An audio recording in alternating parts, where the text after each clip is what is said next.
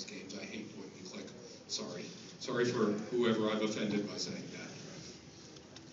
Hello, I wanted to make a question, but it's probably something maybe someone like you can only answer. In the times, I played pretty much everything that you have made back in the day, so I'm a fan, so it's a pleasure to have you here. Thank you. Also, well, I want to ask you, I used to play all the games in the 80s and 90s and followed everything, and it's like, I felt like video games like kind of started ignoring everything related to telling stories at some point after this.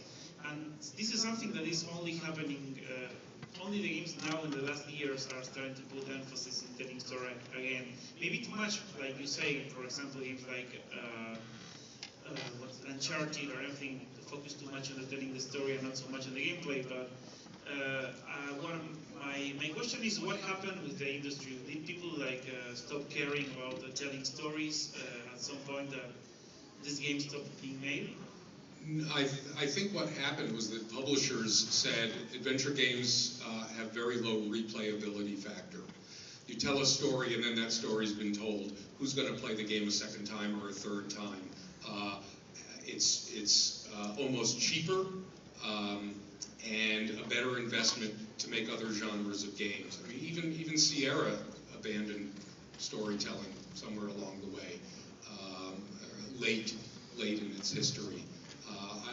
No, I think it was just publishers. I don't think designers ever stopped caring about telling stories. I think it's publishers. Hi, over here? Yes. I think I'm going to have pretty much the same response that the last question, but I feel a bit something that has disappeared a bit is also funny games. Games that care a lot about the sense of humor. Do you think anything happened that also made them disappear, or is it also just how the market evolved?